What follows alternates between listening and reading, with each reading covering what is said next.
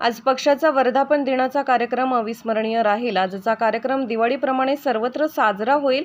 नगर शहरातील आयोजित वर्धापन दिनाच्या कार्यक्रमाला राज्यभरातून 30 ते 40 हजार पदाधिकारी व कार्यकर्ते उपस्थित राहणार असून राजकारणात काय करतो यापेक्षा आपला जगन्नाथाचा रथ यशस्वी पुढे नेण्याचे काम करायचे आहे, असे प्रतिपादन नवनिर्वाचित खासदार निलेश लंके यांनी केले आहे।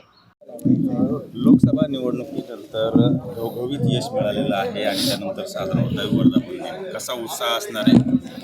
उत्साह म्हणण्यापेक्षा राष्ट्रवादी पक्षाचा आजचा दिवस वर्धापन दिन हा अविस्मरणीय असणार आहे। तो म्हणजे या उत्सवाला दिवाळीसारखं स्वरूप त्या ठिकाणी आज पाहायला मिळणार आहे। राज्यातून प्रामुख्याने नगर शहरातील किंवा नगर जिल्ह्यातील जे आज यश मिळालेलं आहे ताजंच असताना किती कार्यकर्ते उपस्थित राहतील? या कार्यक्रमासाठी कमीत कमी 25 ते 30 हजार लोक उपस्थित राहतील। राज्यभरातून लोक येणार या ठिकाणी। सर, आज वर्धापन दिन 2 साजरे होत आहेत, पक्ष आणि 2 वर्धापन दिन कसं बघता, काय सांगाल? राजकारणामध्ये समाजकार्यामध्ये कोण काय करतं याच्याकडे लक्ष न देता आपला जो जगन्नाथाचा रथ आहे तो पुढं घेऊन जायचा, यशस्वीरित्या पुढं घेऊन जायचा। याचंच एकमेव उदाहरण म्हणजे लोकसभेची निवडणूक। त्या लोकसभेच्या निवडणुकीमध्ये आदरणीय पवारसाहेबांच्या नेतृत्वाखाली 10 पैकी 8 जागा निवडून आल्या। एक जागासुद्धा ते पिपाणी चिन्हामुळे एक जागा गेले, नाहीतर 10 पैकी 9 जागा निवडून आलेलं होतं। याचं उदाहरण म्हणजे अतिशय चांगल्या पद्धतीने पवारसाहेबांचं नेतृत्व या राज्याने नव्हे देशाने स्वीकारलेलं आहे। आता आज मोठा उत्साहात वर्धापन दिन साजरा होतो आहे। पवारसाहेब येत आहेत, मार्गदर्शन करत आहेत आणि मोठे कार्यकर्त्यांची देखील उपस्थिती असणार आहे।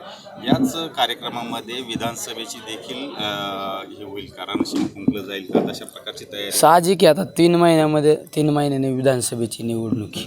त्यामुळं याचा आजचा वर्धापन दिन हा राज्यामध्ये अतिशय बदल घडवणारा असणार आहे। त्यामुळे येणाऱ्या कालखंडामध्ये तर महाविकास आघाडीचं सरकार तर राज्यातच येणार आहे। ही काळ्या दगडावरली पांढरी रेष आहे। निवडणुका झाल्यानंतर जो वर्धापन दिन राष्ट्रवादीच्या फुटीनंतर आणि निवडणुका झाल्यानंतर पहिलाच वर्धापन दिन साजरा होतो अहमदनगरच का? हा मतदारसंघ, हा नगर जिल्हा शहरी आणि ग्रामीण टच असा हा मतदारसंघ आहे। संमिश्र मतदारसंघ आहे आणि त्याचबरोबरीने हा बहुमान आमच्या सर्व नगर जिल्ह्यातील सर्व आमच्या राष्ट्रवादी पक्ष आणि पवारसाहेबांच्या परिवारातल्या सहकाऱ्यांना मिळाला। त्याबद्दल आम्ही भाग्यवान आहे की आम्हाला हा बहुमान मिळाला।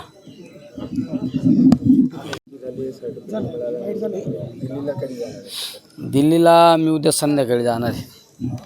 काल मोदी सरकारचा शपथविधी पार पडला, तर कसं पाहता? काल पार पडला ना। आता मोदी सरकारचा शपथविधी या गोष्टी मी बोलण्यापेक्षा आमच्या पक्षाचे वरिष्ठ नेते बोलतील।